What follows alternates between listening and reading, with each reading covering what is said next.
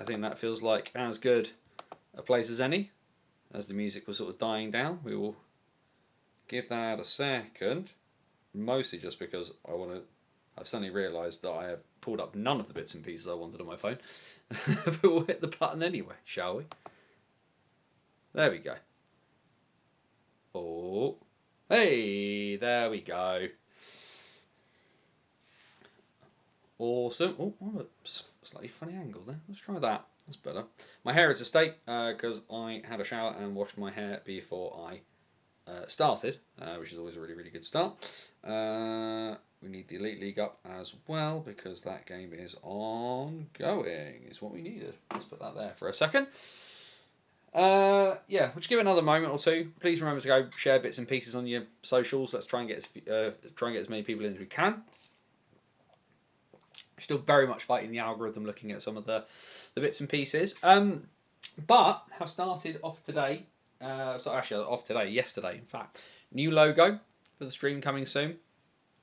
Looking probably towards the back end of Feb is where we'll probably start implementing a lot more of the changes. It's mostly just because I've got some games coming up and I've got some writing other bits and pieces. But kind of as we edge towards the anniversary, start doing a few more fun bits and pieces, as it were, is the plan. If you're watching on catch up, hi. The word to stick, the warm up question is your favourite bit of the Winter Olympics so far. So go put that in the comments. Which give everybody another moment or two. Mostly because I've just realised that I have not turned down the bits and pieces there. And also I need my notes for the WNIHL, which is always really awesome. There we go. That's what we need for that. Let's just make sure everything's gone out where it needs to go out as well. I think everything is. It's a horrible moment of sort of you can press buttons and it can all just not work, which is always really, really fun. If people are starting to trickle in. But yeah, the hope with some of the changes is going to be seeing if we can get it to work, because like I say, my big worry with some of the changes I want to implement is just that the machine that this is all in holds up, but looking for multi-platform bits and pieces. So the hope is to go YouTube, go Facebook as well. That won't do Twitch. I use Twitch to watch things rather than kind of interact with it. I'm not 100% certain as to what I do on that front, but I'm going to speak to some folk and try and get some stuff sorted out. But either way, the hope for the show is big changes coming before too long. And given the time, we should probably get rocking and rolling. Guys, and the gender fluid, and all beyond the binary. It is Wednesday, it is 8 PM, and welcome back once again to the BOTW What's Current stream. My name is Anthony Russell, here to walk you through the weird, wonderful and wild world that is British ice hockey. We cover the lot, every game, every league. This is where British hockey lives. It's on a Wednesday night. We look at everything from Belfast to Bradford, Leeds to Lee Valley, and all stops in between and beyond, as we take you through every single game that's happened across every senior league, male and female, in British hockey for the last week. Hope you are doing really, really well. Obviously, great excitement. The Olympics are underway. The women's tournament has been really exciting so far. Massive result in that the other day as well. And the men's tournament starting off today with an absolute barn burner of the first game between Slovakia and Finland, which if you haven't watched yet, go make sure you check out the highlights. Big shout out to Seth Bennett because he's doing a fantastic job alongside Ken Simpson on the Hockey 4 for the BBC. Won't lie, I've watched a fair chunk of the German coverage as well because they are showing the lot, and it's much easier to get a hold of that when you use a VPN. But plenty of bits and pieces going on. We've got a lot of ground to cover. A lot of ground to cover tonight. We've got the fact that the Challenge Cup semi-final is going on right now between Coventry and Belfast, as well as all the goings on in the Elite League. And the first team that officially cannot win the title has been determined. Whereas if you look to the NIHL, the first league title could be decided this coming weekend, should things go the way of the Blackburn Hawks in North 1. Of course, we have Swindon, who are now within touching distance almost of the National Division title. We had Sheffield versus Sutton from the past weekend in North 2. Massive results in South 2 this past weekend as well. Cup semi-final action in the SNL, and one of the strangest scorelines you will have ever seen in the WNIHL Elite League this past weekend, something that none of us have seen for quite some time. Either way, been a really, really good week. Ticking along. I'm a little bit behind on life. So there is no in the box thinking up at the moment from Sunday's game between Guildford and Manchester. That's going to hopefully come out tomorrow. The short version is that we just have had. There's just been a lot going on here at BOTW Towers. Decorators coming in next week, getting some plastering done. For those of you who missed the drama over Christmas, where we had a leak in the roof, we got the roof done. Now we are getting somebody in to come in and plaster and redecorate my boy's bedroom. So hopefully by sort of the end of the month, he should have his new room all painted up, ready to go. Which meant that everything got knocked back, and also did get knocked back because tomorrow, tomorrow, and I'm just going to double check the exact name of Dean's podcast because I don't want to get it wrong. But I'm going to be the first guest on the Guildford had nothing before this season. Then I turned up and started writing about it. And now you have not just one podcast, because the Heated Take are about. They had an interview come out today with Stan Marple, which was really, really interesting. But Dean Carter is doing a much more sort of person interview focused bits and pieces on the Hot Seat Hockey podcast, where he's kind of doing sort of more in-depth sort of conversations with people about bits and pieces. Muggins here will be the first guest on the Hot Seat Hockey podcast, talking about my journey to Guildford, my thoughts on the Elite League. I crash in mentions of South One and Basingstoke and all kinds of crazy bits and pieces on that. That should be out as far as I'm aware tomorrow morning. If it's not out tomorrow, it should be out at some point on Friday. But always really good to get back and be interviewed by somebody else. Makes me have a think about my thought processes. So make sure you do check that out when that comes out. The Hot Seat Hockey podcast. I will retweet all of the bits and pieces from that when that is time to go. But basically, between life and that, I am behind because it's now Wednesday, and you guys are easier to manage and deal with, as it were. But either way, we have got, so like I said, bits and pieces going on right now at the moment as we have a quick look. At the moment, as it stands in Coventry in the first leg of that semi-final, we have hit the first intermission. The Belfast Giants in the Sky Dome tonight, and it's the Blaze who are in front at the moment. 2-1 Coventry. After 20 minutes, an early goal from Jack Hopkins at just 1:54. Ben Lake with the tying goal, 8:41. And at the moment, it's Captain Fantastic Kim Tulberg has the Blaze ahead, 13:28 the time of his goal as we head towards the second period of action there. Of course, second of 6 periods. We'll get to the second leg of that one will be next Wednesday night in the SSE in Belfast. I can see people talking about it, and like I say, we better do all the requisite housekeeping bits and pieces before we go much further. Bannersonthewall.wordpress.com, your number one source for all things related to British hockey when I'm not snowed down by life itself. But either way, as you know, we are creeping ever closer towards our 15th anniversary at the end of March. I sent an email out the other day for an interview guest as we look towards that point as well. Hopefully should be able to lock them down before too long. But got some ideas as to kind of what to do. I mean, part of me is just like, let's carry on and just do what we usually do. But given when it is, we will obviously be streaming in and around the anniversary period, so that will obviously happen. But we've got the two big things at the moment on the website, of course, In the Box Thinking, which is my journey through commentary, where I give you sort of an insight as to what it's like to commentate on the Elite League from my position high atop the Guildford spectrum as the voice of Guildford Flames TV, and you also get kind of a breakdown of the game. So, like I said, it should hopefully be out tomorrow. Guildford versus Manchester from this past Sunday, and then of course next week you'll get 2 pieces because the Flames have a Sunday and Wednesday Warriors next week. We'll talk about what happens for the stream in a bit on that front. The other thing, of course, is Hockey Stories, long-form, in-depth pieces of content. Some are written, some are audio-visual, but we love telling stories here at Banners on the Wall.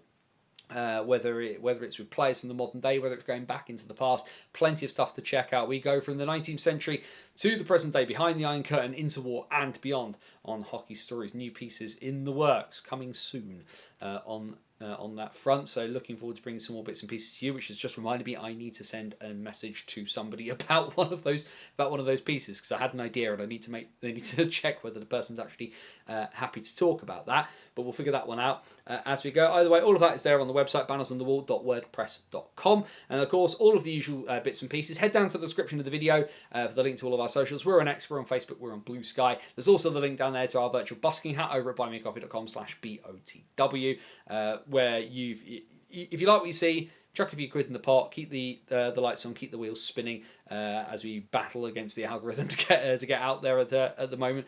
But like I say, we're never going behind a paywall, but things cost. And like I say, we've got some changes coming to the stream and how things are going to be done before too long. So should be really, really interesting to see that happens.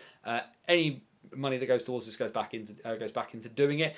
If you haven't got the money, absolutely fine. Don't give me money that you don't have. All we ask is that you just like and share and tell people about what's going on here on Wednesday nights as we chat through the wonderment of British hockey. But the first really good bit about being here live, and we love our catch-up crew, but if you're here live, it means you get the chat. Questions, comments, thoughts, feelings, anything you want to chat about as we talk through a week's worth of British hockey, please feel free to do so. But if you do use the chat, please do remember the golden rule here at BOTW. Rule number 1, DBAD. Don't be a dick. Be respectful of other people's thoughts and feelings, and we will have a jolly good time as we go. Warm-up question is there. Favourite bit of the Winter Olympics so far? Ice hockey, curling appears to be the consensus, at least certainly between Jamie and Dave. I personally don't like the curling. I find it really dull. But I know a lot of people love it. So you do you. Personally, love the luge, love the bobsled. Anything that people are hurtling themselves down anything at a ludicrous speed. The other thing I actually quite like from the Winter Olympics, biathlon. Biathlon as a sport makes no sense. You know what I'm going to do? I'm going to ski for a really long distance. Then I'm going to stop and shoot things and then ski for more long distances.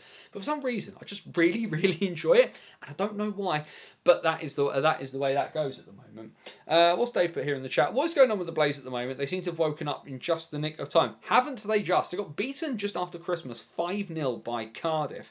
And since then, they have gone on an absolute walloping run where they just don't seem to be able to be stopped. It's absolutely crazy.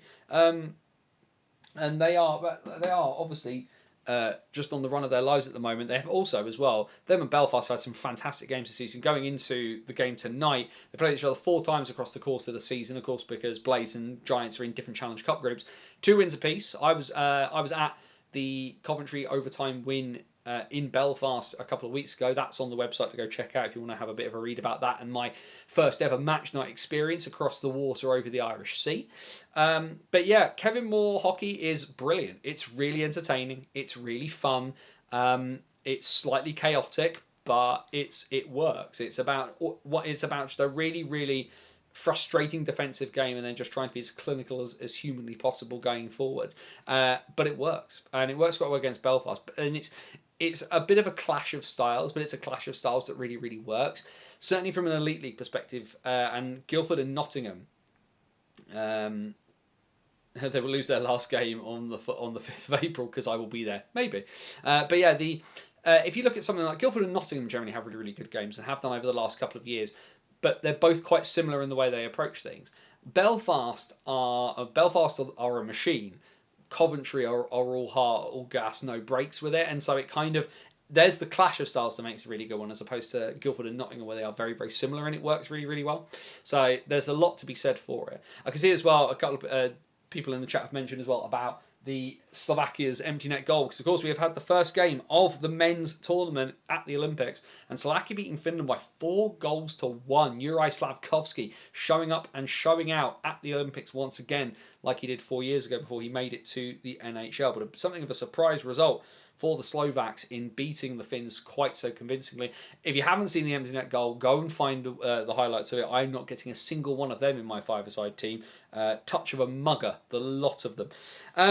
At the moment, ongoing though, Sweden versus Italy is up now in the men's tournament. 4-0 in shots to Sweden, but 0 on the scoreboard at the moment. So at the moment as well, the women's tournament, as we know, has been ongoing the last couple of days. Just one game left of the group stage. Finland play Canada tomorrow. That is a make-up date because that game was meant to be the first for both sides, and all the Finns caught norovirus, so they decided to vomit that out of their system before having another try. And then on the 13th, we get the start of the quarterfinals. We do know that that USA and Italy will play each other tomorrow. What the Czechs will play an undetermined opponent. Canada have already qualified, as we know, but it's a matter of who they will play. It will all depend on results of Finland versus Canada's game tomorrow. And then we're just waiting on bits and pieces because we await on the Italian, the Americans have beaten the Canadians pretty convincingly. Oh, the Italians have scored. Well, that'll make the home fans very, very happy. Let's quickly press some buttons. It is a goal for Italy. And Luca Frigo has scored Italy's first goal of their home Olympics. So congratulations to him. That will make him very, very. That'll make him incredibly popular. Alternate captain for the Italians for the tournament. But yeah, so with their second shot on goal, Philip Gustafsson in the Swedish net beaten, and the Italians are a goal to the good. Either way, as we look through bits and pieces, let's not come back from the intermission yet in commentary. So what we will do, he says very, very quickly, just double checking, having that horrible moment of has something happened, as we know. As we know that we've had this before on the show where things have gone sideways as we're talking, which is always fun. But as ever, stick bits in the chat. We'll walk through bits and pieces as we go. The Italian women played really well considering they didn't have to qualify. They did. I thought clearly some of the added bits and pieces. I think Della Rovere has been really, really big for the Italians. But certainly I was not expecting quite the level of. I was expecting it to be fun. I wasn't quite expecting some of the teams to have come on quite as much as they have done in the last 4 years. Really, really entertaining stuff to watch. I should also say Sweden's jerseys for this tournament look amazing. Either way, let's press some buttons. And we will have a look at the bits and pieces from last weekend, starting as we usually do in the Elite League, and then going back to last Friday night. And well, it was pretty close until the last couple of minutes, and inside the last 2 minutes, a Gleeson Fournier strike beats Justin Fazio, and then a couple of empty netters into the bargain. Cardiff, well, the scoreline flatters them ever so slightly. It wasn't the most interesting of games this one, which is odd considering how these two sides have generally combined for a bunch of ridiculous games at points across this season. Either way, 2 points stay in Cardiff Bay. Elsewhere, the Panthers had to grit their way back against the Glasgow Clan up at Braehead, but the Panthers coming out with the shootout victory against Glasgow as they keep their eyes firmly on the top of the table. In Saturday in the Clan, well, they do get at least 3 points out of the weekend. The 5-2 win over at the DIA over Dundee, who have been abject the last little while, unfortunately for them. Nottingham, though, also with a 3-point weekend because they end up losing in the shootout. Coventry make their way through again. As we said, the Blaze are just on the most ridiculous run of their lives at the moment. Manchester gifted Sheffield a 5-goal head start by the end of the second period. The Storm all over the place. Well, Sheffield ended up slacking off, and the Storm getting 2 goals in the third period. If anything, it should say that scoreline flatters the Storm. Sheffield dominant again, and then Belfast. Well, they've absolutely put the boot to Fife on occasions over the course of the season. David Booth, of course, now on the injured reserve and heading home, and they gave Belfast a bit of a bloody nose in this one. But ultimately, good teams do find a way. Giants end up taking the 2 points by a score of 4-3, and then into Sunday. Yep. That top one, you will not believe your eyes. It was 6-0. This was a 4 o'clock face-off. Guildford was a 6 o'clock face-off. So as I'm sat there checking all the bits and pieces before everything started, it was 6-0. But Steelers with a 9-0 victory over Dundee, who just get absolutely shellacked. Both keepers play. A first Elite League goal for Kyle Watson, stepping up from the Sheffield Steel Dogs, and another goal for Ivan Björkley-Nordstrom, celebrating his return off of the back of his time with Team GB. Over the weekend. Cardiff had the long trip up to Fife, but they managed to muddle their way through against the Flyers, winning by a score of 4-2.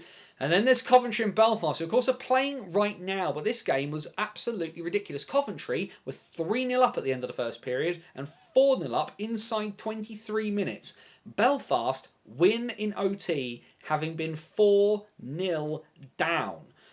Scott Conway with the game-winning goal in overtime, and just one of those things. Like I said, these sides do nothing but put on bangers this season. Apparently, Guildford, well, they didn't do quite the same thing. They were only 3-0 down. They were also 3-0 down after 20 minutes, but Manchester couldn't find another goal, and the Flames ended up clawing their way back ever so slowly. And then Cole Yulee, having hit the post with one shot, the puck wrapped itself around. Marcus Thiessen gave it back to him, and Yulee managing to beat Evan Wenninger to keep the extra point in Surrey. Manchester at least getting something out of the weekend after losing to Sheffield the night before. What that means is if we look at the Elite League table, though, it is still the Belfast Giants in the driver's seat, 4 points clear of Cardiff with a game in hand, 6 points clear of Nottingham having played the same amount of games, 7 points clear of the Steelers with a game in hand. The drop down, as you can see there, Manchester, who have been on a bit of a bad run recently, 4 defeats on the spin. Yes, they've picked up some points in overtime and shootout losses. But Evan Wenninger has been in net recently with Drew Derrida being sidelined. Wenninger hasn't won a game since the 31st of January. But as it stands at the moment, unfortunately, looking at this at the table, you can't really see anything changing apart from maybe the order of 5th, 6th and 7th as Coventry are storming their way back through the table. But officially, mathematically, the Fife Lions cannot win the Elite League anymore this season. I'm sorry, Fife fans, to break that to you, but you will not be winning the title. But the issue here, of course, is Dundee. Well, they are 15 points back of Glasgow with 2 games in hand. Unfortunately, the way Dundee are playing at the moment and the way Fife are playing at the moment, can any of us see them making the Elite League playoffs? It does look like this would be the 8 to make it so far. If the Elite League playoffs did start today, it would be Belfast versus Glasgow, Cardiff versus Guildford, which would certainly be interesting, Nottingham versus Coventry, Sheffield versus Manchester, if everything started today. Certainly a bit of a head scratcher on a couple of those.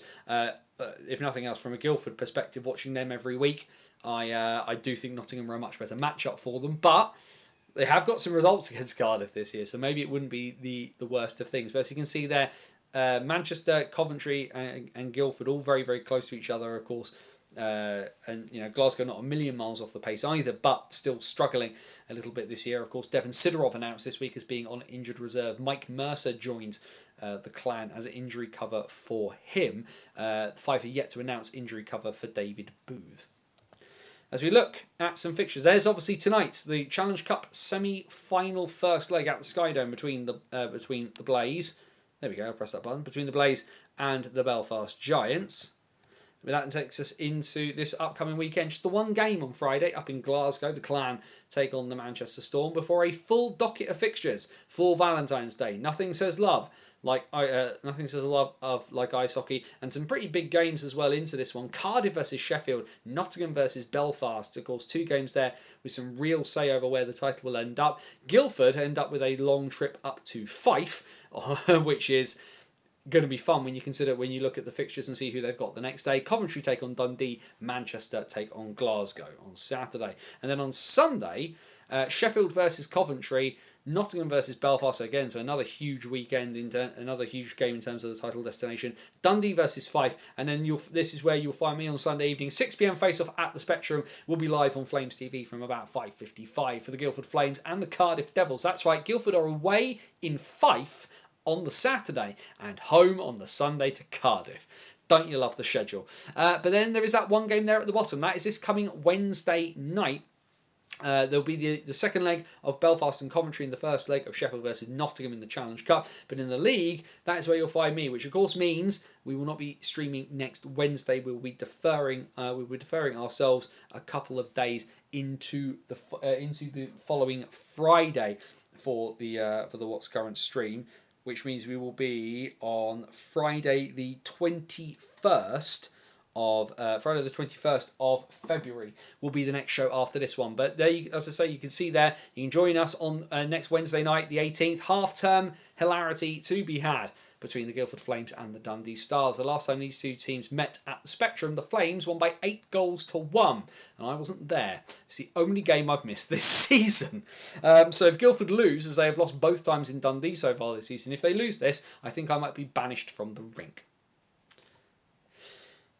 With the Elite League done, let us have a look at the National Division. One game last Friday night, the now Classico in full effect, and a short-benched Weekend Knights team, and maybe something of a symbolic passing of the torch. The Swindon Wildcats with a 5-1 victory. They now get themselves into a position where it is numbers on their side heading into bits and pieces. Goal for Sweden. We'll quickly go through the results of the National. We'll have a quick look at that. Into Saturday, that'll be the 20th. Yes, no, apologies. Yeah, no, you're right. Why have I read that as 21st? Am I an idiot? Don't answer that question in the chat out loud. No, it is Friday the 20th. Yeah, that's my bad. Friday the 20th is the stream. I can read. It's because I moved things around and the calendar moved. That's my own stupid fault. Friday the 20th. There we go. I can do numbers and maths and everything. Landeskog with the goal for Sweden. That was, I mean, not massively in the national division, and Hull, a team wanting to get on their horse as they head towards the playoffs. 6-3 victory for Matty Davies' side over Telford, and Swindon having had a massive Friday night over Leeds. Leg goose egg at home. Romford have a tendency over the last couple of years of turning up at the Link Centre and causing them a real headache. Happened in the playoffs a couple of years back as well, but a 5-2 win for Sean Easton's side at the team top of the table. Basingstoke and Peterborough went back and forth like it was nobody's business before. Peterborough managed to squeak their way past in the shootout against the Bison, who of course are desperate for points heading toward as they look to try and make their way into the playoffs. And then, well, Swindon losing, you might have thought it was prime real estate for the Sheffield Steel Dogs. But the cup finalists slip up as well. They lose by 6-2 against Milton Keynes at the Thunderdome. Solway are making a real bid for that eighth spot. They kind of needed to win with Romford winning, but the Sharks do the business. Jordan Marr with a shutout, and they beat the Pitbulls in the first of the double-header by 4-0. Into Sunday, and it was double points maximum for the Sharks, beating Bristol by 6-3. A long journey back to the southwest for the Pitbulls with nothing to show from their Scottish excursion. Romford win away at Swindon, but then can't beat Hull at home. Make your own jokes. I hope you find that girl behind that lady behind the bench that you've been seeking, Emil Svek. Peterborough with a 4-point weekend as Leeds are consigned. To a 0-point weekend, losing in Peterborough in a ill-tempered game that saw Ralph Sesenis make more friends. And then Telford, they having lost to Hull, they didn't manage to get some points at home. Another close one with the Bison just unable to get themselves over the line in crucial moments. Tigers win by 6-4. The Bison only come out of the point with 1 point, where Romford and Solway have picked up more points than they have. The table as it stands then in the National Division, and well, the numbers are what they are. Swindon are 9 wins away from claiming the National Division title for their first ever time. 41 games played, 67. They are 9 points clear of Sheffield with a game in hand. The Knights mathematically can, but I think, as I said, Friday night and that defeat to Swindon might just be a passing of the torch. And then losing to Peterborough, as you can see there, the Phantoms level on points with the Knights. They have played a game more than Leeds, but Peterborough very much putting themselves, taking a run at third place as Ryan Aldrich's team look like they're going to have to relinquish the league title for the first time in a couple of years. Hull have pulled themselves up to 5th with their good results. Telford in 6th, MK 7th, Romford in 8th on the inside looking out. They have played a game more than so they have a game in hand on Solway and a 3-point cushion. Basingstoke have a game in hand but are 6 points back. Bristol, given their poor weekend, are now below the Bison at the bottom of the table. And then we get into the upcoming fixtures for this week.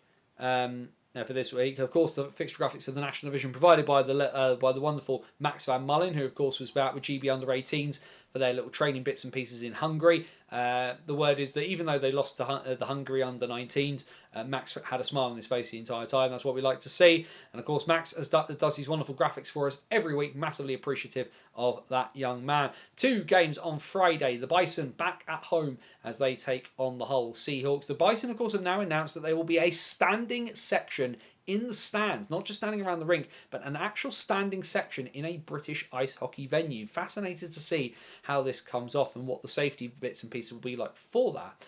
Leeds will look to try and get some revenge on Swindon when they play at the Castle this coming Friday as well.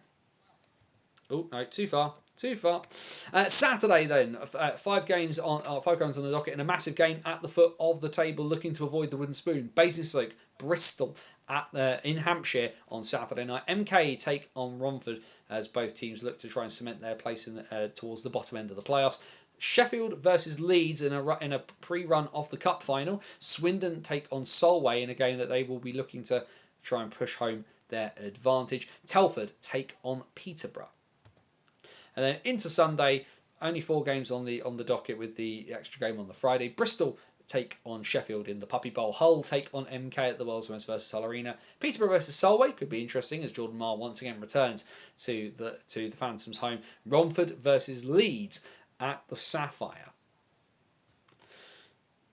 And then we have got some midweek fixtures because of the wonder that is half term. One game on Tuesday, Sheffield will take on Telford at Ice Sheffield, and then 3 games on the Wednesday of half term. So you don't have to worry about the fact there's no What's Current stream. Plenty of hockey for you to watch, but of course you'll be watching Flames TV because of course you will. Ha ha ha. Bristol take on Swindon in the Battle of the Southwest. Hull versus Leeds in the Yorkshire Derby, and Peterborough will take on Romford. Those all next Wednesday, the 18th. Let's go back to the full screen for a minute. As I can see, Lee has asked in the chat the playoff group positions, and because Jamie on the ball, having already theorised about this on Twitter, it means we get first versus fourth versus first, fourth, fifth, and eighth in one group, and then second, third, sixth, and seventh. Let's quickly pop back. If we press some buttons here, let's quickly hop back to the table. So, as it stands, he says quickly getting the things up for himself. So, first, fourth, fifth, and eighth. So, it would be Swindon, Peterborough, Hull, and Romford in one group. And then in the other group would be Sheffield, Leeds, Telford, and Milton Keynes. That first group sounds horrendous. And actually, I don't think it's a very good group for Swindon. Romford, a team that they've traditionally struggled against in the postseason. Peterborough, who can be very, very tricky at times like this. And Hull, who are maniacs. If you're Sheffield, I think you like the look of your group much more than Swindon would if they get with the group they're doing. Basingstoke versus MK next Thursday in the National. But yes, you know why that's not on the thing, Jamie? It's because Max does me a week's worth of fixtures, and he wasn't aware that I am. He wasn't aware that I was doing. That I had a game, because Max doesn't look at the Elite League fixtures and doesn't do them for me, so he doesn't need to look at them. So they've just done a Wednesday at a time. Excuse me. Oh, that's a call to have a quick swig of water. That solves that issue. There we go. Let's just get back to whence we were. Ugh. There we go.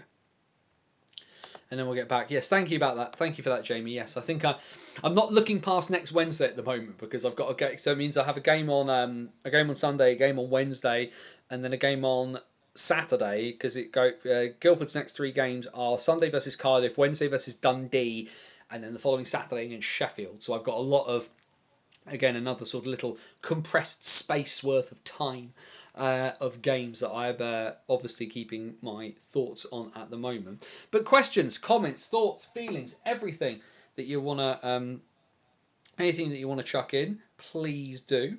What we're going to do very quickly is just do this. Is press some buttons.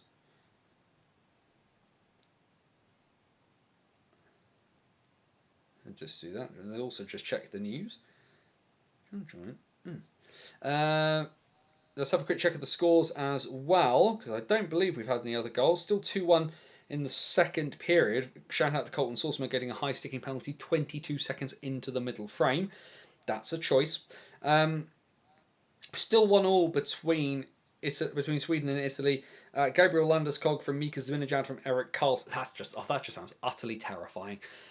All things considered, what a line to have to play against in a moment like that. Also, right at the end of the power play, counting as a power play goal, literally at the 2-minute point of the power play, which is pretty impressive stuff.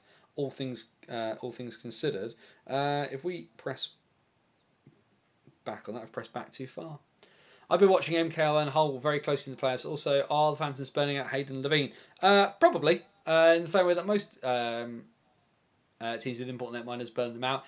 Levine is good, but streaky. I think is probably my concern with Hayden Levine. I think he is.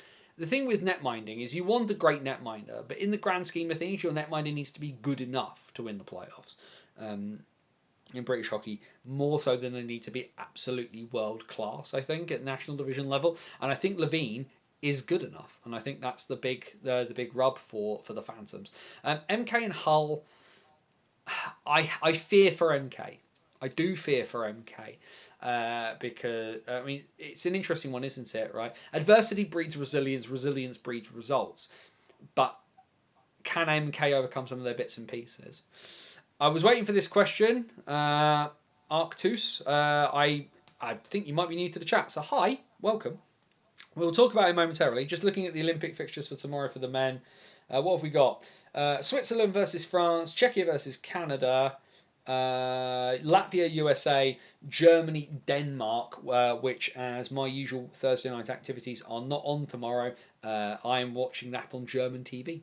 Fun times. Yes, the NIHL Integrity Review, which, as we've just talked about, the National Division we'll talk about now, and I've, of course, because I'm a special person, forgot to get up the the piece already on my bits to read out.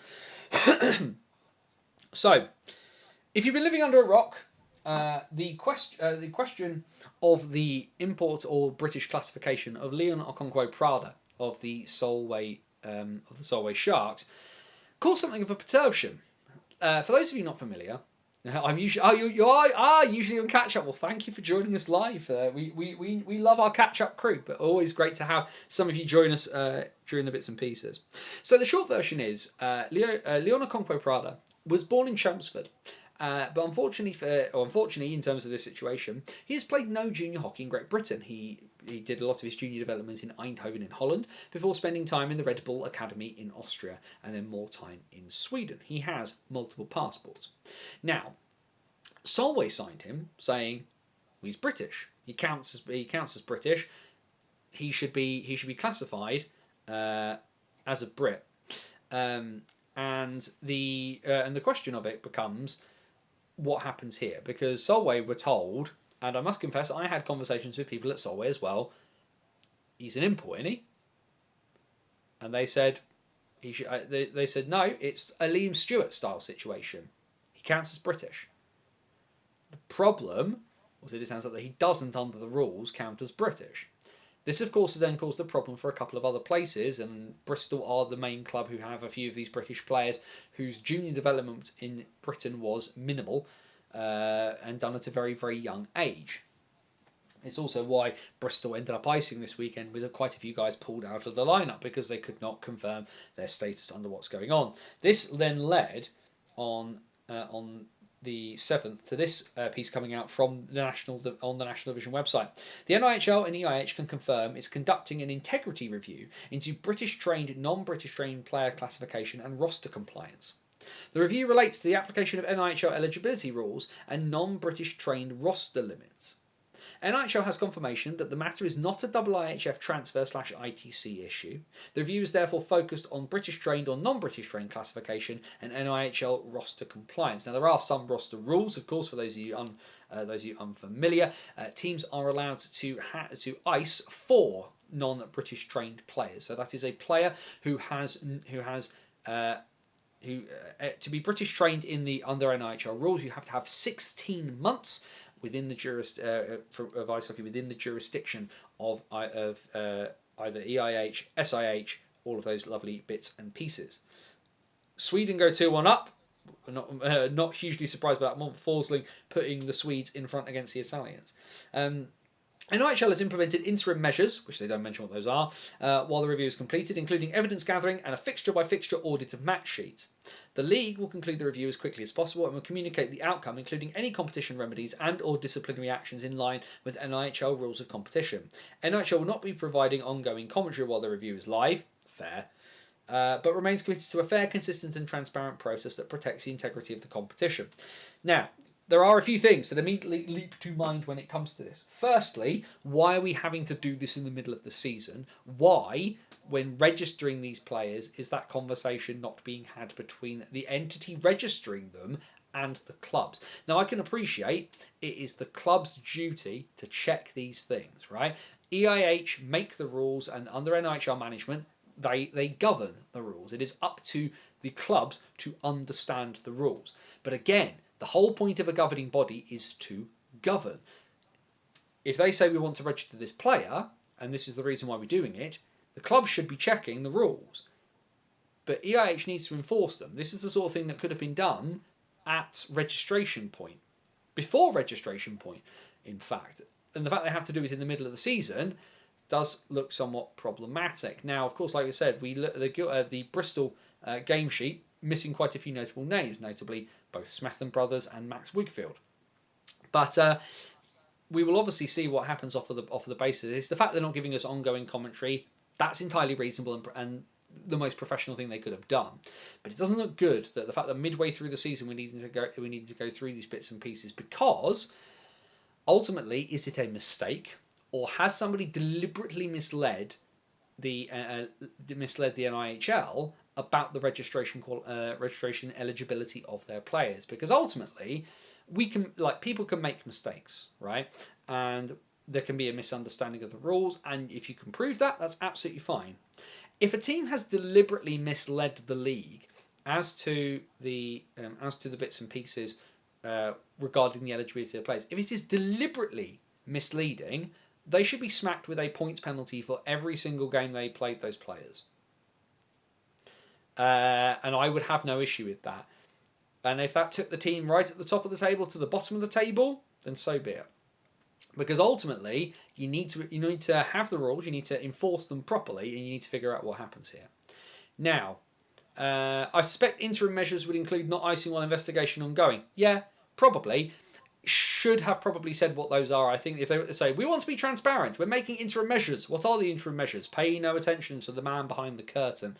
Doesn't look quite as good in my personal opinion, although I have had a long-standing discussion with many people at the top of EIH that they don't say enough at the right moment. So the fact they've not said as much as I would like, I will confess, James, is one of those things that I can rectify myself to, because hey, they're consistent and I can live with consistency if nothing else, even if it frustrates me to the end of the earth. I think teams have been pushing the boundaries in terms of dual nats for a while now. But here's the thing, Jamie. Within the rules, it's not been an issue. And we can look at some of the big, more obvious names. Ivan Björklund-Nordstrom, where there was a mistake made. He was classed as an import when he shouldn't have been. He had 2 years of junior training in Scotland. He was a Brit. He qualifies as British trained. Same with Edgars Bebris. Same with Balan Pakodzi. These people did everything they were supposed to do within the rules. And I know some people sort of said, oh, these guys were here and they were sat around doing nothing during COVID. With all due respect, COVID's not something any of us could control, right? And if anything, making an allowance for those things feels pretty reasonable. And I can understand why they would have done that, because they were here, they were doing bits, and they should have been able to do something about it. So why not do something? I can see in the chat, Luca Tasadri. Firstly, happy birthday, young man. I know, like I say, hopefully you enjoyed all your bits and pieces. Sorry for being late, but interested to know your thoughts about Matt Robson and where this leaves Bounce and Whistle. We will touch on that momentarily as well. Because we're obviously talking about the qualification of British players. What does it mean for the NIHL? Where are we going? Liam Stewart is a specific case, Dave. So the issue with Liam Stewart was Liam Stewart had 2 passports. He had a British passport and a New Zealand passport, and was playing and had only played his hockey in a country that wasn't either of those two. Liam Stewart does not have an American passport. He does not have American nationality. He got himself a green card and was playing effectively under a visa to play his hockey in the WHL. This caused a bit of an issue, and British Hockey went, well, actually, he qualifies as British, and we'd quite like a player who's got WHL experience to be eligible for our national team. And ultimately, the IIHF had to make a rule. And the WHF had to make a ruling, and did, and it worked out all right for everybody for the most part. Mr. Scuts, of course, Joe's work will be shown momentarily. The rules are actually really easy. The problem is, as someone who handles visas in another sport, I'm told to believe the club is not lying to me when they submit paperwork. Less said about different passports, the better. I as somebody who would quite like another passport, so if anybody can get me an Irish passport, I have an Irish grandparent. If you can help me with that, I'd appreciate it. The rules are quite simple. Like for me, the bigger issue is. Like I say, the biggest issue is what happens now on that front, because I thought I understood it, and Joe and I have had this conversation before that I think I understand things, and then people sort of seem to tie themselves in knots.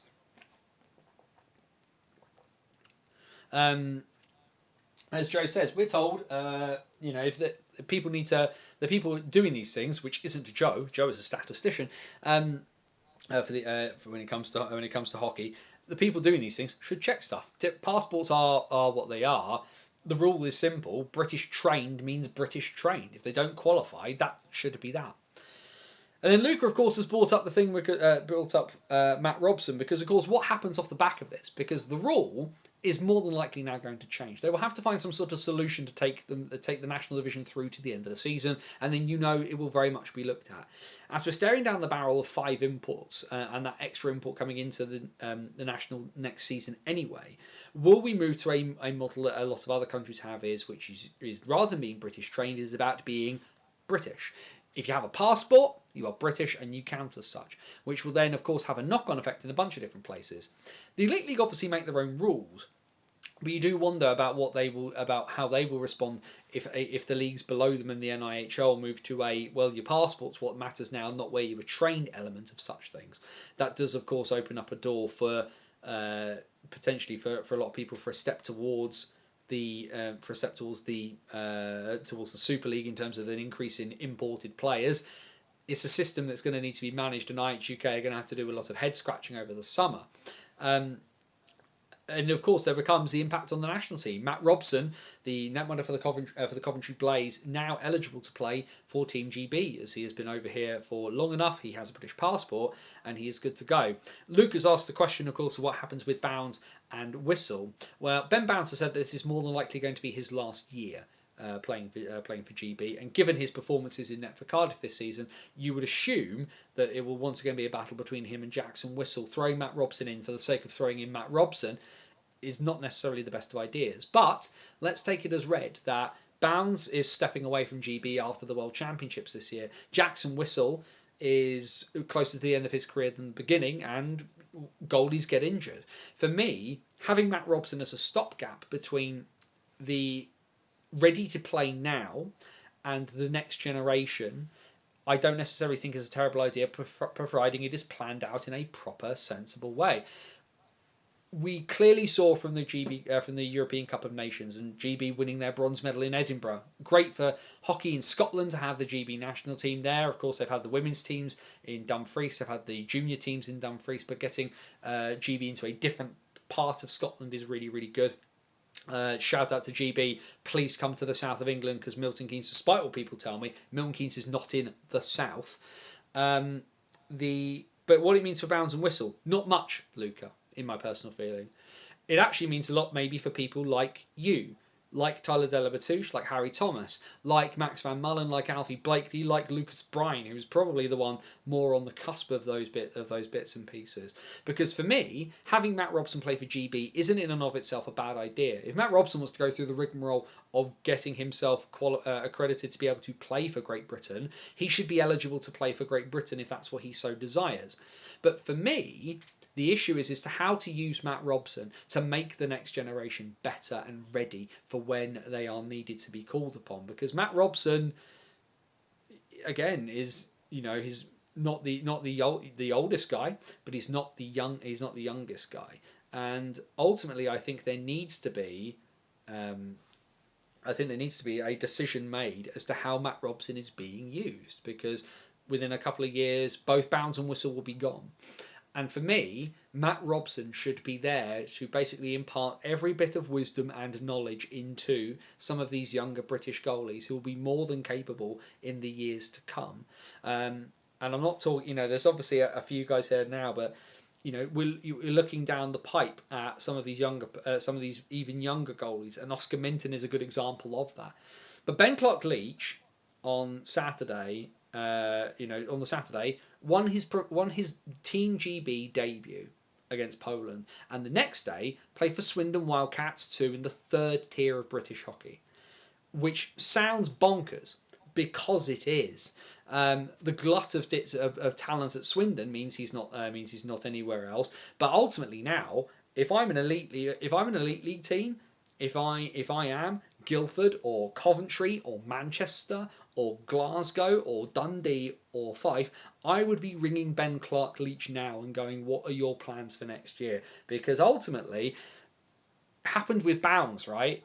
Bounds blew everything up in Sheffield and was superb in the EPL, and Hull took a chance. When it comes to GB, Ben Clark-Leach should be the future. Alfie Blakely should be the future. Harry Thomas should be the future. Max Van Mullen should be the future. Even potentially Tyler and Luca, should be the future. Having Matt Robson there as a placeholder to help bring guys along, no issue with that at all. Matt Robson should not be the GB netminder for the next 10 years. We've got more than enough netminders who, if they are developed correctly, can become that person. That's what it should be. The GB program, they talk about the national team program. My issue for a very, very long time with a lot of things at the top end of British hockey is that it's not very, very coordinated. Let's have some coordination. If Robson wants to play for GB, absolutely no issue with it. Because for me, that I need to be consistent in my position and my approach to what it would be like if somebody wanted to just become a citizen. If you want to be British, with that comes being British, and you want to represent Britain, more power to you. Because we don't argue about it in other sports. Ben Stokes, born in New Zealand.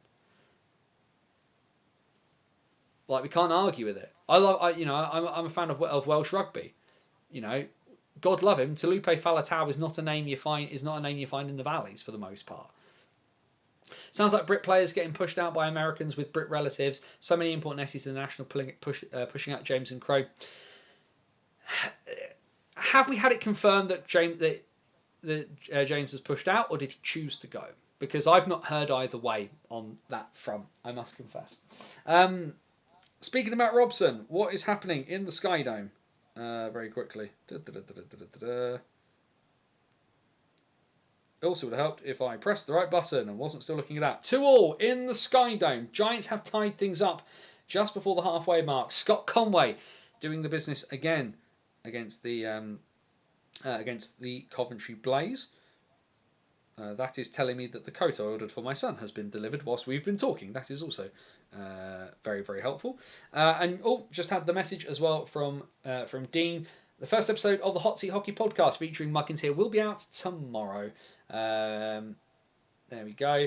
That should be fun. Something for you all different to listen to me waffling on about everything. But I do get in mentions of a bunch of NHL stuff. I know you NHL folk love it. I have noticed in terms of officiating is how refs like Mr. Hamilton and Mr. Hewitt's performances, example, improve when they're reffing with the elite league refs like Mr. Matthews, Mr. Rose and Mr. Wells. That's kind of how it should be, I think. The ability of good people to bring people up around them. Now, ultimately, I think there's something to be said for the fact that the national division needs regular refs. You can't just have guys disappearing off to do elite league games the entire time. I would like to see more rotation of those people who are good enough, and I think there are some people who are reffing at the national division level who should be getting more of a look in at elite league but aren't at the moment. I think there should be a bit more crossover, but obviously as well, I mean, we've all seen Mr. Rose, Mr. Matthews, Mr. Ions. We all know them of old. So looking forward to seeing. I'm very interested to see what happens this year in terms of the playoff assignments for officials. I won't lie, and I say this because I was having this conversation. I actually had this conversation with Dean when we finished talking bits and pieces for the podcast. I haven't seen a game in Guildford that has been poorly managed in terms of a game. I have seen individual incidents that are not good, and if Joe's watching, he was there for one of them. God bless you, Andy Jarvie. But individual incidents you can disagree with, but how the games have been reffed, I've genuinely not had that bad of a game. I don't think, which I suppose in the top flight of any country's sport is probably what you want. But obviously there'll be people who disagree with bits and pieces, so I don't know what to tell you on that front. Either way, as time is ticking along, what we will do, if somebody can someone in the chat can keep us abreast of the score between Sweden and Italy, that would be appreciated, because we are going to look very quickly. If I press that button, let's have a quick look at bits and pieces from across the NIHL. He says making sure everything's actually come up. Starting as we usually do in North 1. And well, the numbers are not on their side, but the D-side Dragons are not giving up without a fight, and they needed results across this weekend, particularly on Saturdays. They had a big game on Sunday. They beat the Nottingham Lions on the big pad at the NIC by a score of 5-0. Colin Cromie with 2 and goals as well from Ross Kennedy, Ethan Mayer and Jake Witkowski putting in his 52nd goal of the year. which is, perfectly normal. But yes, Tyler Delabatouche and Jace Gledhill combining for the shutout. Gledhill playing in this game and then travelling back to Manchester to back up the Storm in the evening. Blackburn, though, taking ever more strides towards the title in North 1 with a 5-1 win over the Widnes Wild. Sorry, Luca. But it was 1-1 pretty early on in this game. Charlie Thompson and Daniel Hyde's goals cancelling each other out. But then Blackburn are top of the table for a reason. Charlie Thompson, Jack Brammer, Dylan Hullaby, and a 42nd of the year from Adam Barnes, putting the Hawks out of sight. The only annoying thing for Luca is Blackburn have not provided a shots on goal for Widnes for the third. So you let in 5 on something. Sorry, Luca. Elsewhere, last year's Goliaths, this year's can they get any of it back?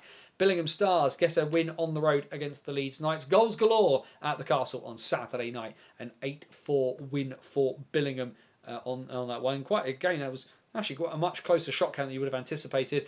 Owen Dell with 2 goals for the Knights. The other goals coming from Tom Palmer and Frankie O'Sullivan. Goals for the Stars coming from James Moss, Ben Greenhalgh, Will Thornton, Rylands Grittans, Callum Wilkinson, Ian Brown himself with a 4.9 and 2 goals on the night from the captain, Michael Elder. And then the big game was Sunday, and it was always going to be an uphill battle, but good teams find a way. Blackburn win in North Wales. They beat the Deeside Dragons by a score of 5-3, and the maths are simple for Blackburn. Win on Saturday, and they will be the champions of North 1 for the season. The titles that eluded them last year. And we will and it means that the first league title will be decided by the middle of February if Blackburn can get a win against Leeds this coming. It's okay. It wasn't a great weekend for me. I'll pull it out of the bag next week with back-to-back shutouts against Solihull. I love you, Luca. We do need to get you properly on the show. We'll figure out a way to get you on, and we'll get when I've got some of the new graphics and bits I want going, you can come and you can do all this nonsense with me. Our coach is going to be routing around the world for players that were born in the UK, maybe. Lee. Yeah.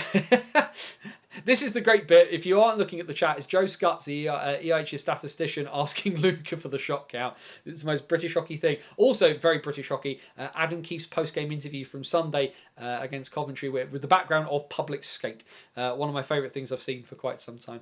Either way, Blackburn, though, massively taking a step towards the league title. Goals for the Dragons coming from Jake Witkowski, because of course it was Jake Witkowski, as well as Jared Dickinson and Matty Barlow. 2 goals for Andy McKinney and goals from Bobby Streetley, Lee Pollitt and James Royds for the Hawks have them on the cusp of the title. And Billingham, well, we're at one end of the table. We are nearly have league champions at the bottom end. Officially, the Sheffield Scimitars are eliminated from post-season contention. Their 29th defeat of the season, losing 7-1 at the Forum to the Billingham Stars. There will be no post-season for the Scimitars this coming April. Their goal coming from Jake Scott. The goals for the Stars in this one, 2 from James Moss, and then goals from Ben Greenhalgh, Roland Grittans, Michael Elder, Callum Wilkinson, and another goal and another 4.9 on the weekend for Ian Brown. At the World's Most Versatile Arena, a solid win for the Hull Jets as they look towards the playoffs. They beat Telford by 5 goals to 2. Telford 2-1 up by the 26-minute mark. Ethan Daintith scoring in the first, and then 2 goals from Brady Jesson, putting the Tigers in front. Then Aidan Dancer and Mackenzie Barker and Daintith completing his hat-trick meant that Hull got the nod in this game. And then went from bad to worse for Widnes, beaten by Blackburn and then beaten at home by Nottingham on the Sunday. The Lions struggled to pick up wins at times this season, but of course they now, knowing that Sheffield are out of the running, need to get their form up ahead of the post-season as well. Flynn Massey, Luke Alston and Callum Griffin with the goals for the Wild. 2 goals from Luke Birchnell and goals from Josh Chan, the new signing for the Lions from Singapore. Will Solzy and Joe Humphreys with the goals for the Lions. As we can see there, Luca, 4-33, not terrible, all things considered. Upcoming weekend then in North 1, early face-off at Ice Sheffield for the Scimitars and the Hull Jets. 5:30 at the Forum between Billingham and Telford. Solihull take on Widnes at Hobbs Met Road. And there you can see it, 7:30 p.m. at the Castle. The maths are simple for the Blackburn Hawks. Win and you are champions. Leeds will want to spoil the party and not want to have the title won on their eyes. So we know that the Knights can spring surprises. We will see what happens. Sunday, Nottingham take on Billingham at the NIC. Widnes will take on Solihull up on Merseyside as those two about face. Blackburn versus Deeside on Sunday, and it could be the start of the Hawks party. Telford take on Sheffield. That's at 6 o'clock on Sunday over in Shropshire. As we have a quick look at the table, as you can see it, Billingham now officially qualified for the playoffs as well. But the maths do tell the story. We will wait to see what happens. And as you can see at the bottom there, the E next to the name, the Scimitars eliminated from playoff contention. The Knights, well, they could actually do with winning against Blackburn because the time is running out for them, albeit they are 6 points back of the Lions with 2 games in hand. Into South 1, Solent have added everybody and their mother for injury cover over the last couple of weeks and have been playing very, very short. And interestingly, back for the first time in a good few years was Mitch Murray. Got himself on the score sheet on the penalties right at the very end. But ultimately, Chelmsford, of course, who will have a new coach next season, as Lewis Clifford has said, he will step aside to get back to not having to keep travelling from Milton Keynes. But the Chieftains will look to go out on a high for their coach, and they got the maximum points down at Gosport on Saturday. Sasha Maltzer with 2, Cam Bartlett with the other 2 for the Chieftains, Josh Martin with the lone goal for the Devils in this one. And then in the league, something of a surprise as Invicta, who have stung Slough, now sting Streatham on the high road. A 4-2 victory for Carl Lennon's side, and 2 goals from Mads Toon as well as goals from Luca Pasquale and Aaron Connolly doing the damage. Jared Lane and Harvey Stead with the goals for Ben Painter's side. Of course, the title race at the top, very, very tight, but Invicta are going to love spending time throwing a spanner in the works. And as you can see there, a 50 save performance. Brad Windybank doing the business again on the high road. A much easier game for Slough, albeit Cardiff did get on the board this time. It took them a little while, but Bailey Hind-Pitcher finally did got the Fire a goal to spoil the shutout for the Jets, who had 69 shots to 9 in this one. Goals for the Jets, 3 from Ollie Hemmings-Marr, 2 from Juha Lindgren, 2 from Ben Ely-Newman, 2 from Sebastian Moore. The other goals coming from Christian Moore, Kyle Bradburn and Jude Affleck. As we can see there, Jacob Parsons taking the 60 minutes here for the Jets. 1 goal conceded on 9 shots. Gemma Davis had faced 20 shots in the first. So as you can see there, it was only 1-0 after 20 minutes. And then Slough decided to wake up. No game sheet because cheers Invicta, but turnabout is fair play. And a shutout for the Red Hawks on the high... away from the high road, down in Gillingham against the Dynamos. Invicta, get your game sheets in. That's massively unhelpful to Joe and everybody else. Also, Hull, send me the game sheet. I had 39 in Blackburn, Joe, but I demand a recount and justice for 35. Oh, I love it. Magnificent defensive effort by Invicta away with basically 10 skaters icing. Yeah, huge performance by them, John. And then maximum on the weekend for Chelmsford. They win by 6-3 against the Swindon Wildcats down at the Riverside. As you can see there, from GB to Essex, and Ben Clark-Leach facing 51 shots on his return to South 2 duty. South 1 duty, sorry. Goals for the Chieftains in this one. 6 different goal scorers for the Chieftains. TJ Fillery, Cam Bartlett, Kieran Rayner, Sasha Maltsev, Elliot Dervish and Tom Saw on the board for the hosts. The Wildcats goals coming from Ethan Taylor, Sam Rye and Jan Kostel Jr. Next weekend in South 1. 3 games on Saturday. Romford versus Cardiff at the Sapphire. Slough take on Streatham, which is going to be a cracker. Of course, those two will meet before too long in the Cup final the weekend after the upcoming one. 7 p.m. It's the derby. Invicta, Chelmsford down in Gillingham. Sunday, Solent versus Slough at Gosport. Chelmsford versus Streatham at the Riverside. And then the Link Centre, Swindon will welcome the Romford Buccaneers. There is the table as it stands. Chelmsford and Slough both on 21 points. 21 games played, 52 points for the Jets, 50 for the Chieftains. 2 games in hand for Streatham, and they are at the moment still 7 points back of Slough. When that game, as it stands, if we go back to it, this game here, That's 6:30 on Saturday. That game is going to be massive in terms of the destination of the title. Matt Bradley has scored for Italy 2-2 between Sweden and the hosts. It's nice seeing Windabank get so much ice time and really loved by the most fans. He is. Yeah, that Invicta game sheet is updated. When did you update that, Joe? Because I downloaded this at like 6 o'clock. Sorry, Invicta. North 2. Let's have a look at North 2. The early face-off and an overtime win at the World's Most Versatile Arena on Saturday for the Billingham Buccaneers. Dan Capel with the OT winner after Kingston had been 2-0 up at the end of the first period. Ethan Daintiff and Mackenzie Barker have the Sharks in front. Artem Pavlov and Sam Dowd pulling the Buccaneers back before the OT winner, taking the extra points back up to the northeast. And then that game was close. This game was not. Look at this absolute massacre that the Coventry Blaze did against the Nottingham Lions. It was 5-1 at the end of the first period. Cool. As you can see there, I'm not sure. You have to question the shot count sometimes. But according to this, the Coventry Blaze had 94 shots through 60 minutes. Goals for the Lions 2 in this one from Charlie Davenport and Jake Fisher. Let's take a deep breath and work our way through the Coventry Blaze. 4 for Arthur Brooks. A hat-trick for Conor McNaughton. 2 goals for Harrison Sumner and Tom Brooksmith and Dan Kent. The other goals coming from Gregor Park and Ashton Rudkin. This is insane. Kyle Jones has played 37-51 and faced 62 shots. Okay. I can only imagine. But then was this one. The Sheffield Titans and the Sutton Sting have been going at each other all year. It has been a case of who was going to do the real business. And the Titans have been something of a surprise package this year.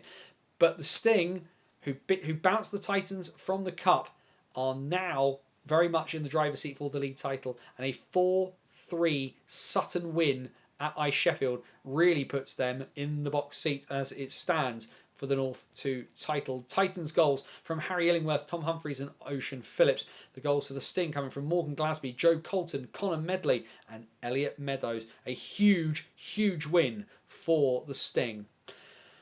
Altrincham have started trying to pick up a little bit of pace heading towards the playoffs. They beat the Bradford Bulldogs by a score of 6-1 on Sunday at the Storm Shelter. Lucas Fine with the lone goal for the Bulldogs. Corey Swift, Kane Morin, Carl Price, 2 from Ollie Gotts and a goal from Billy King. The scoring in this one was all wrapped up by the end of the second period. And well, Lions 2... It was closer on Sunday, at least. Not completely hammered, but there's still another defeat. Deeside Dragons 2 travel across from North Wales, and they take the points away from the small pad at the NIC. As you can see, plenty of penalties. Plenty of penalties on this side. Reece Howells thrown out at the end, as were Owen Davis and Carl Tompkins of the Lions too. You can go back and watch that game. It is on YouTube to watch. Charlie Davenport with a hat-trick for Lions 2. The other goal coming from Jake Fisher. For the Dragons, 2 from James Parsons and goals from Charlie Spridgen, Liam Yarwood, Cody Ogden and Reece Howells. 3 games on Saturday in North 2. Nottingham take on Sutton at 1 o'clock at the 1 o'clock at the NIC. Should be an interesting one for the Sting. Deeside take on Coventry. I don't think either side's going to score 15 in that one. And then the World's Most Versatile Arena hosts Kingston versus Altrincham at 5:30 p.m. On Sunday, Sutton take on Deeside 2 Sheffield. Billingham Buccaneers versus Sheffield Titans up at the Forum at 5:30. Also at 5:30 is Bradford versus Lions 2. Altrincham take on Kingston. That is 5:45 at the Storm Shelter. There is the table as it stands. Nottingham Lions 2 not out of things mathematically, only 3 points back of Bradford. As we know, he says, pulling bits and pieces up there. This game here on Sunday then could be huge when it comes to playoff implications for both sides. You'd have to think, even though they're not officially qualified, that Deeside and Altrincham should be able to squeak their way there. Kingston are probably on the cusp. They only have 1 away win all season, do the Sharks. But the battle at the bottom between Bradford and Nottingham will decide that last playoff spot. Into South 2, he says, hoping he's got the right thing there. Eddie Joseph Memorial Cup action and a comfortable one in the London derby between Haringey and Lee Valley. A 9-1 victory for Lee Mercer's side over their North London rivals. 9-1 in the end. Carlton Witter with the lone goal for the Lions. A 5-goal night, 7 points on the evening for Ruskin, Springer, Hughes. Martin Jazz, who's played his 100th game for the Huskies. Congratulations to him with one of the goals. Rob Rayner, Courtney Grant and Connor Smith with the other goals for the Huskies. And then, well, we've been talking about them the last couple of weeks because we talked about the fact that they've started to get their feet under them. And then they pulled off this result. The MK Thunder stop the unbeaten season of the Peterborough Phantoms. And not only did Thunder win, they win in Peterborough to take to end the 21-game winning streak this season of Phantoms 2. 4-2 the Thunder win in this one. As you can see there, Peterborough putting 51 shots on the Thunder. Nathan Pollard and AJ Herring with the goals for the Phantoms. 2 from Marks Canis and goals from Josh Blackwood and Sam Peters doing the business in a 41 save night for Aaron Burton as the little bit of light opens up for the Guildford Phoenix. Sunday, and well, an 18-goal weekend for the Haringey Huskies as they travelled down to Gosport to take on the Solent Junior Devils and won by a score of 9-1, this time in league action. Oscar Evans with the lone goal for the Devils in this one. Goals for the Huskies, 2 from William Novick, 2 from Martin Jazz, 2 from Carl Etuazim, and then goals as well from Stuart Appleby, Ryan McFarlane, and just the one this time from Ruskin Springer Hughes. Shout out as well to Carl Etuazim. He has secured himself a 2-way with Streatham for the remainder of the season. Petr Cech's played in Gosport. Oh my word. What a thought that is. Tyler Campbell and Greg Blaze combining for the work in net for the Junior Devils. And then a real back and forth one, but ultimately the extra point stays at the Oxpens. Matt Lawday's overtime winning goal for the Rising Stars takes them past the Cardiff Canucks. Oxford 5-3 up heading into the third period. Zach Shanahan getting a couple of goals in the third to tie things up for the Canucks. But ultimately, Oxford get the points that they sorely need. A hat-trick on the night for Danny Williams, as you mentioned as well. Matt Lawday with the OT winner, Joe Edwards and Tom Ravenscroft with the other goals. A hat-trick on the night for Zach Shanahan, Carter Lloyd and Giacomo Raffaelli with the goals for the Canucks. And then a maximum 6-point weekend for the MK Thunder. They are off to the playoffs in South 2. And qualifying on their own merits rather than there only being 8 teams in the league. Marks Canis with the hat-trick on the night. He has now 36 goals and 50 points on the year. Rob Oxley with the other goal for the MK Thunder. George Howe with the lone goal in this one for Pitbulls 2. Peterborough, well, there is Eddie Joseph Memorial Cup action rather than the league, but they did get themselves back to winning ways, winning by 6-3 at the Hangar against the Slough Spitfires. 3-0 up by the end of the first period. Into the bargain were Phantoms 2. Goals for the Spitfires, 2 from Carl Bradburn, 1 from Ed Cave Humphrey, 2 from Jordan Liddell, 2 from Connor Pollard, James White and Nathan Pollard with the other goals for Phantoms 2 in this one, as both Spitfires netminders got a run out, both Jacob Parsons and Connor Dudley seeing some ice. 3 games on Saturday in South 2. Solent Junior Devils and Oxford Rising Stars will meet down at Gosport. A game that now, given the what could be an interesting one at Alexandra Palace, Guildford will want to have to win. Guildford versus Cardiff on Saturday at the Spectrum. Haringey versus Peterborough, 5:30 on a Saturday at Alexandra Palace. That one could be an absolute cracker to start the weekend. Sunday, Slough versus Invicta at the Hangar at 5:45. Cardiff versus Haringey in the Battle of the Capitals at 6:15 down in the south of Wales. Oxford versus Chelmsford at the Oxpens, and MK versus Peterborough Phantoms 2 at the Thunderdome on Sunday. That could be a very interesting game given what we saw this past weekend. If we look at the league table, 3 teams now officially qualified for the playoffs as MK have booked their place in the post-season. Guildford are top, 1 point clear of Peterborough. The Phantoms have 2 games in hand. One of those games, and they will have to play the Phoenix at some stage. Haringey should, if results go their way this upcoming weekend, qualify for the playoffs themselves. Bristol are in 8th place on 19 points. Slough have 3 games in hand and are only a point back. Chelmsford, Solent and Lee Valley still on the outside looking in. We don't have confirmation of dates either for the South 2 Cup final between Peterborough and Guildford. Hoping personally there's no shenanigans and we end up with bits. Not sure what's happened there. What have I done there? Huh? No. Stop doing things. What's going on? There we go. It does work when I don't press stupid buttons.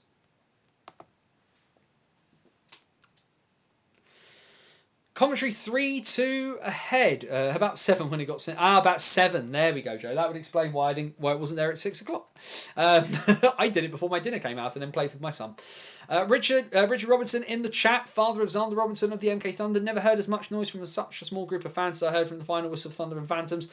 Kudos to the 2 refs, but a great game. Grayson Constable has the commentary plays 3-2 to the good against the Belfast Giants, which is a huge result for them.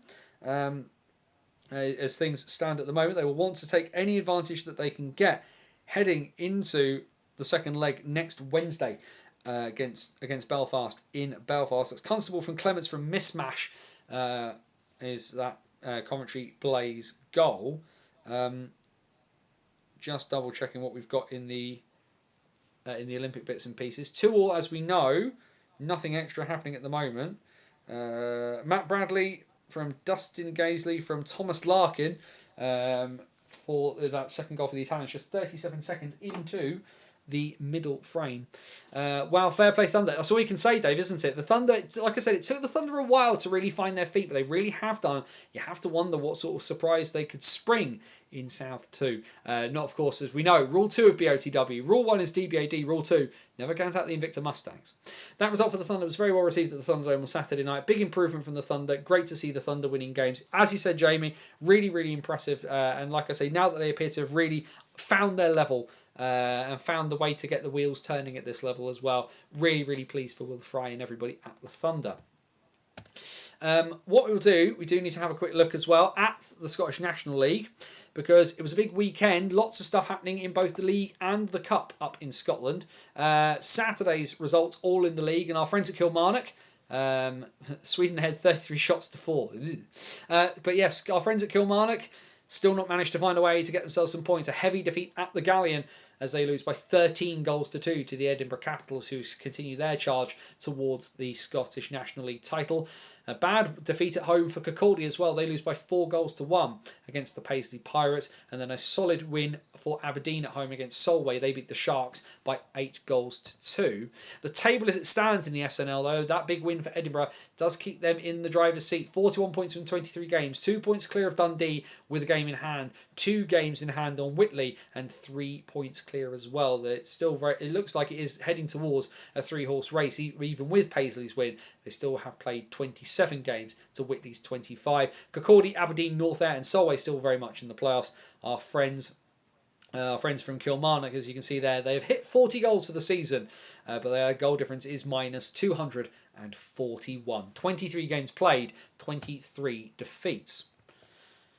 And then Sunday, it was all Scottish Cup, the first legs of both semi-finals, and a tie at Hillheads between the Warriors and the Lynx, 4 apiece before those two teams will meet again in Aberdeen.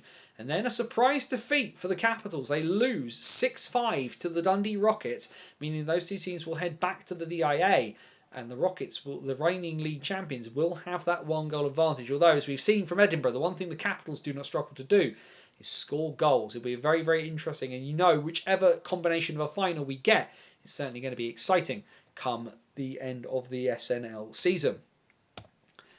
We then need to have a look at one of the stranger results of the last weekend. I did have a chat with Dave about this this afternoon, because we are treated.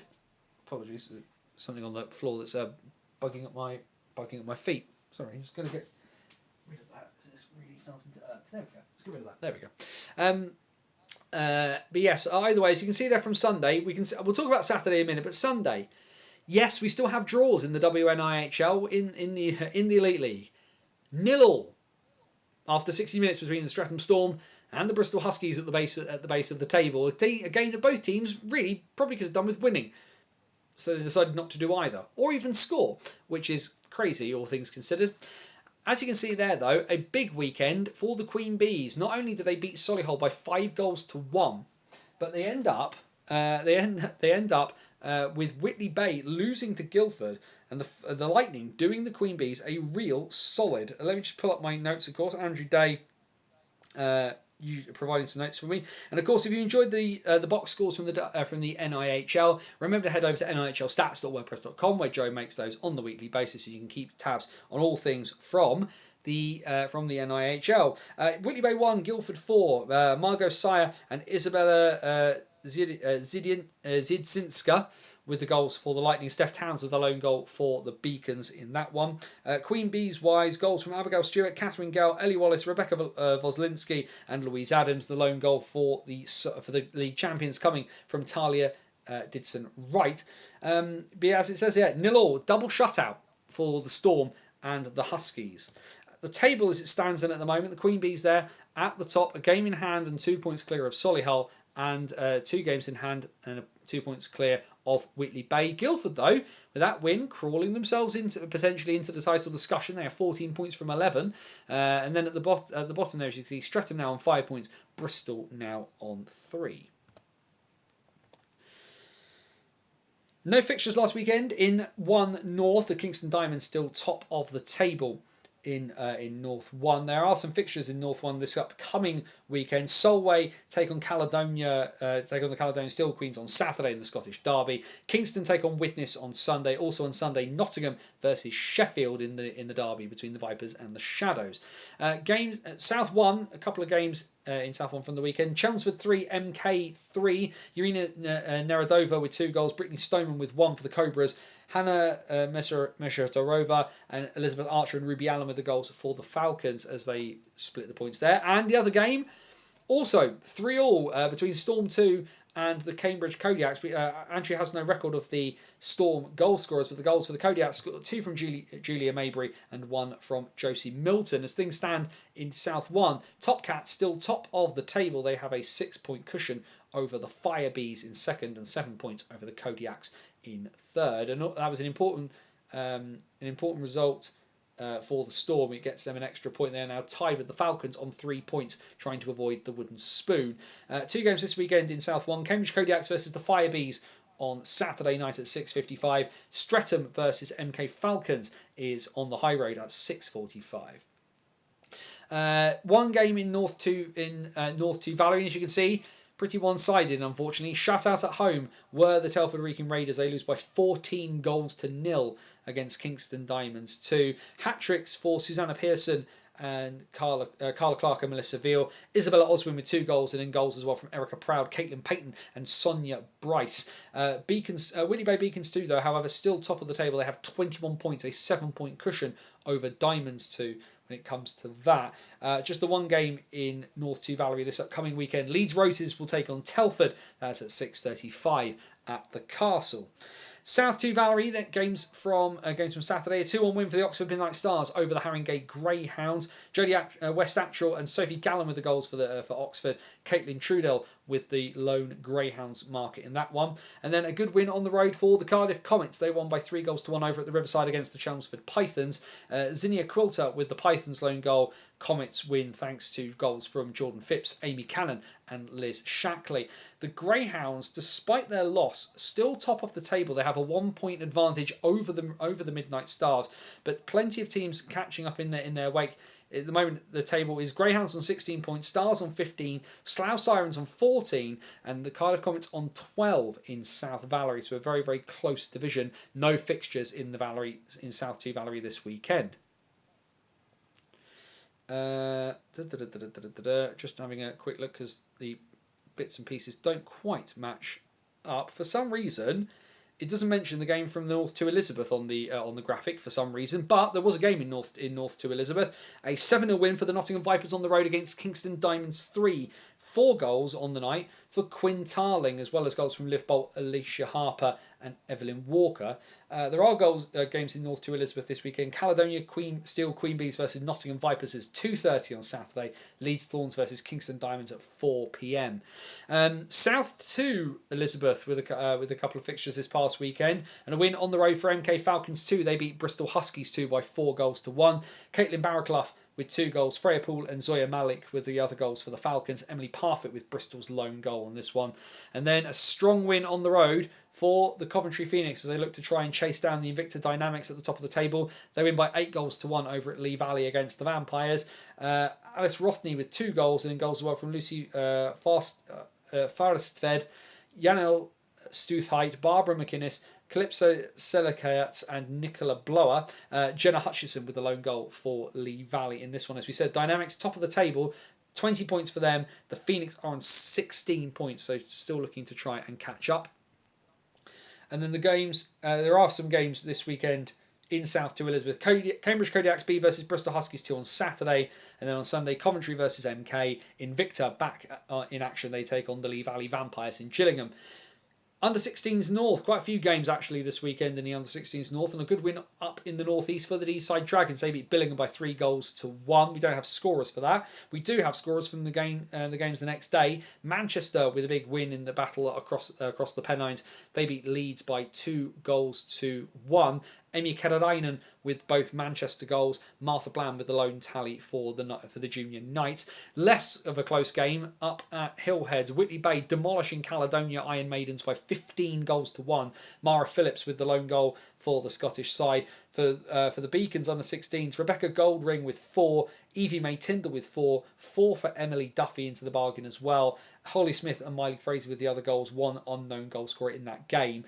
Games this weekend in Under 16s North. Caledonia versus Billingham is on Saturday at 12:05. And then on Sunday, Nottingham take on Sheffield Shadows. Everybody is playing catch-up against Whitley Bay, who lead the table in that one.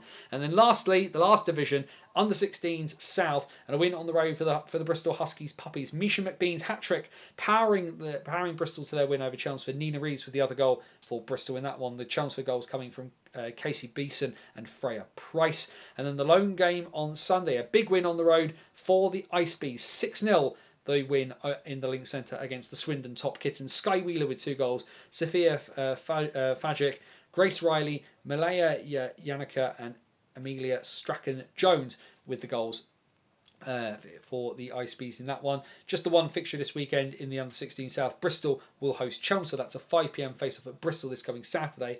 Couple of games in the Development Conference, in the Frank Wright Conference. These are in the Eastern Division. One game this weekend. Peterborough take on Streatham. Both of those are their development sides, as this is their Development Conference. And in the Western Conference this upcoming weekend, it is Slough Sirens Odyssey versus the Coventry Phoenix Rising. That means, now I've clicked that button, we've done it. Every game over the past weekend from every senior division of British hockey has been spoken about in some way, shape or form. That means we will, even though it's nearly 9:30, we will open the door. Questions, comments, thoughts, feelings, anything anyone wants to discuss or chat about for the next couple of minutes before we call time on this week's edition of the What's Current stream.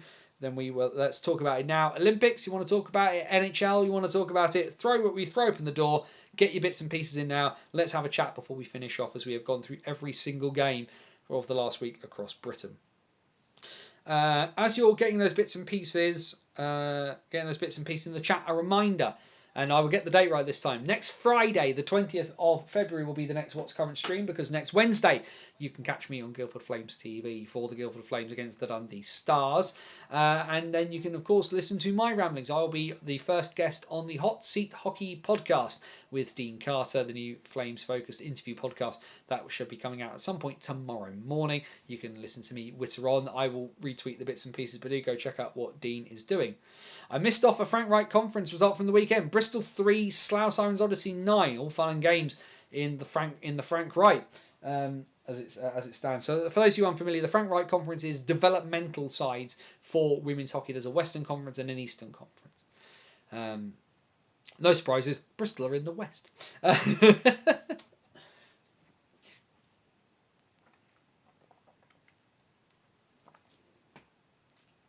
yes, like I say, anything in the chat? Let's have a quick check of the scores. But yeah, a good week. Like I say, I'll get in the box thinking sorted when I get the opportunity. Should hopefully be out tomorrow. We'll get it done. As it stands on there. Still 3-2 as far as I can see. Still 2-2. It's listing it as 38 shots to 11 in favour of the Swedes at the moment in that one. 3-2 in the third period for the Coventry Blaze as it stands, as we creep towards the end. There. Like I say, fascinated to see how this one how this one turns out. But yeah, Coventry and Belfast have served up a fair few crackers. So I would not blame you for checking out the second leg of that semi-final when it happens next weekend. But yes, we'll figure out a way to get Luca on the show before the end of the season. He can join us. We'll get Luca talking about the SNL and the Frank Wright Development Conference. That's what we're definitely here for. Is Luca Tasadri's thoughts and feelings on all the divisions that he doesn't play in. Should the league below national have 3 divisions instead of 2 to help with more competitive games? I don't know, because I don't know if there's enough teams. The one thing I think that they definitely should potentially do is potentially look at a reshuffle between 1 and 2. Reinstigating promotion and relegation, I think, is a thing that probably needs to happen, because there are teams that need to come up and there are teams that should consider stepping down. One thing I do wonder about when we get a unified governing body is the future of the SNL, and whether we see North 1 as it stands become more of a Midlands division and Billingham and Whitley go north and join what becomes sort of a Scottish conference of NIHL Division 1. Would be my pondering on such things. And then we head towards the Steel City Showdown being much more of a Memorial Cup style tournament format. Owen Nolan was reportedly joining the Belfast Giants for years, so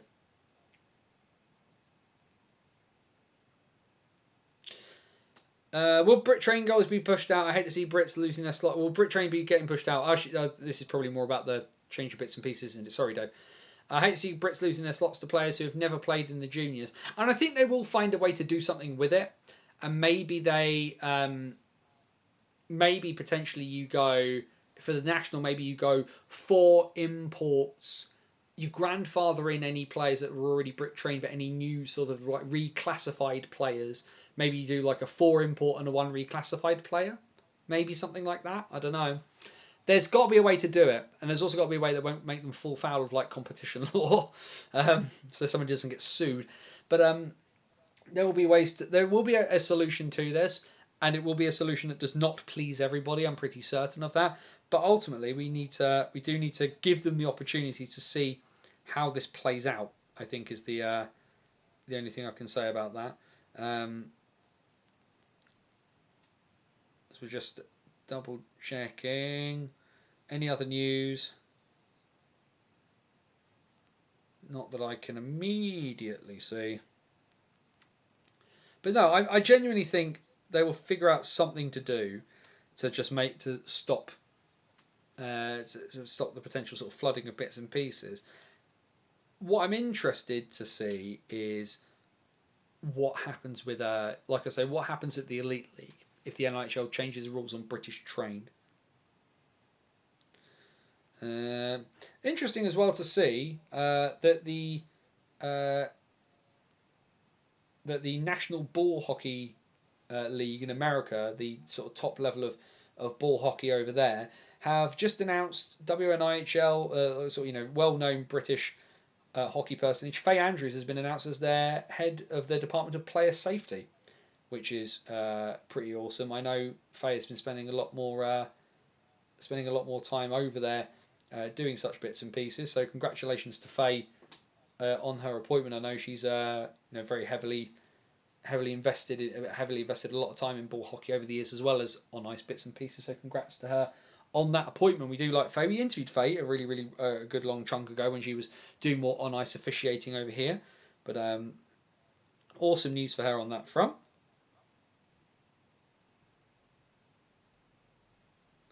We'll say our congratulations very, very quickly and then keep rocking. As we roll on with that. But like I say, we'll call time before too long. Should players be allowed to play down leagues? Playing up is good for training and cover, but playing down isn't fair. I think if you're of a requisite age, I don't necessarily have an issue with it. I think there needs to be... I don't think you should have national players playing in Div 2. I think if you can play down one league and you're of 2A contract age, I don't necessarily have an issue with it. But I don't think you should have national division players in D2. I don't think you should have WNIHL players in two north, in two north or two south, either of the conferences. But I think certainly I know, because I know, Dave, we were chatting about this when it comes to the WNIHL, and I think a chunk of this is just making sure some of these younger players get as much ice time as humanly possible. In the same way that guys are on two-way contracts and they play in lower lines in the higher level and higher lines on the lower level, I think there's a rationale for it. But yes, I know there is some thoughts. I know you have some thoughts on this. Sweden take the lead against the Italians again, and it is William Nylander with the goal, assisted by it's Nylander from Rasmus Dahlin from Adrian Kempe, that has Sweden ahead as they are just over 3 minutes away from the end of the second period. Still 3-2 in Coventry. We will say last call for questions, comments, thoughts and feelings, anything else you want to chuck in before we call time. I'm quickly going to skim and just make sure there is make sure that we have not missed any large news in the immediacy. It should be said though, they have BBC Sport have put up the video. I've just retweeted it on the BOTWX account of the empty net goal for Slovakia. That is a disaster piece in the making. But